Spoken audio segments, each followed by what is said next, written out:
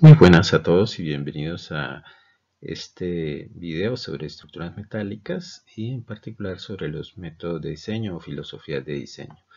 Tenemos primero los métodos de los esfuerzos admisibles, ASD, viene de la sigla en inglés, y el método de los factores de carga y resistencia, LRFD. Finalmente, el diseño plástico. Entonces, comencemos por el método ASD. En este método, pues el requerimiento fundamental en el diseño estructural es que la resistencia requerida no exceda la resistencia disponible. La resistencia requerida es la que proviene de las cargas de uso y la disponible, la resistencia del elemento. Entonces se debe hacer esa desigualdad en que una es menor o igual que la otra. Estos elementos estructurales que me van a aportar la resistencia se seleccionan con propiedades geométricas suficientemente altas para prevenir que las cargas aplicadas excedan un valor permisible.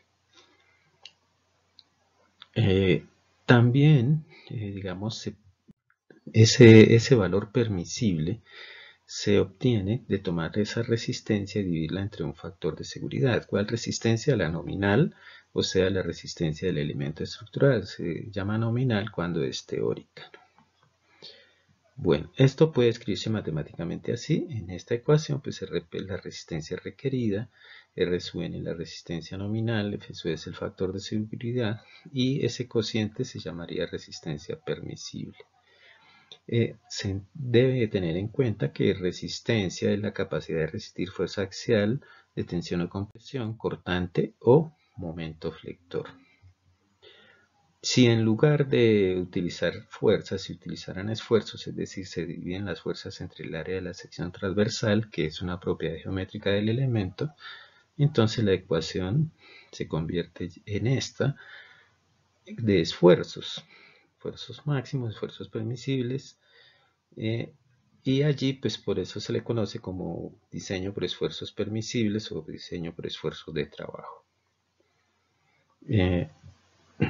La resistencia requerida está dada por los esfuerzos, por los efectos de las cargas que van a actuar en la estructura, y se sale o resulta de utilizar las combinaciones de carga que nos dan los códigos. Para este caso del método elástico de esfuerzos de trabajo o esfuerzos permisibles, pues hay estas 8 combinaciones. En estas combinaciones D es carga muerta, L carga viva, L sub R carga viva de cubierta, S carga de nieve, R carga de lluvia, W carga de viento, E fuerza sísmica. Y entonces se desarrollan estas combinaciones y la que resulte máxima, esa se toma para diseñar el elemento. Se le llama método elástico porque en esta parte de la curva de esfuerzo de deformación, en donde los esfuerzos son proporcionales a las deformaciones, allí cae el diseño, no se puede pasar de allí. Ya la otra parte de la curva es para los siguientes métodos. El LRFD, que como dije resulta de la sigla en inglés. Entonces diseño por factores de carga y resistencia. Considera el elemento en condición de falla, ¿sí? O sea, se lleva el elemento a la falla para hacer este análisis. Esto se puede escribir matemáticamente así, como la sumatoria de las cargas mayoradas menor que la resistencia reducida del elemento estructural. Entonces tendremos esa desigualdad. Matemáticamente se encuentra así. En esta, pues Q sub I son los efectos de las cargas. Gamma sub I el factor de amplificación de cargas. ¿Por qué se amplifican? Pues porque no hay seguridad de que los valores puedan ser calculados con exactitud.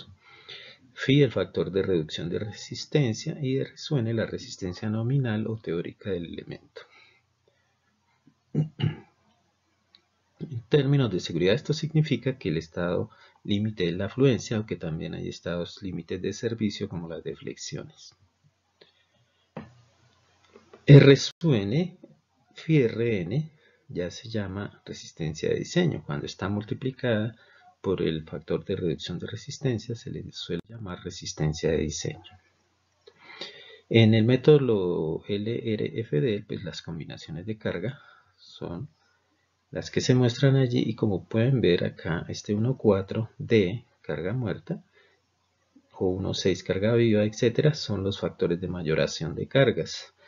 En algunos casos son inferiores a 1 simplemente porque en esas combinaciones no actúan las cargas simultáneamente, todas. Es decir, la carga muerta, la carga viva total, el sismo o el viento no actúan todos simultáneamente. Entonces por eso es que son esos valores.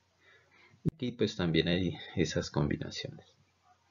Y el diseño plástico pues está basado en condiciones de falla pero teóricas.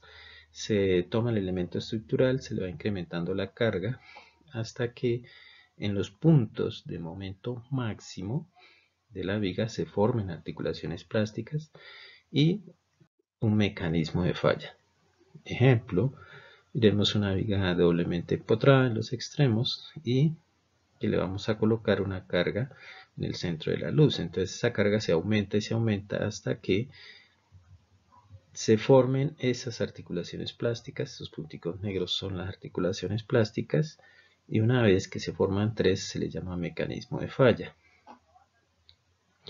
Utilizando geometría entonces se puede obtener el momento plástico, y ese momento plástico con algunas tablas ya elaboradas previamente nos sirve para determinar qué elemento estructural vamos a usar. Entonces eso es todo y gracias, que ojalá les sirva. Hasta la próxima.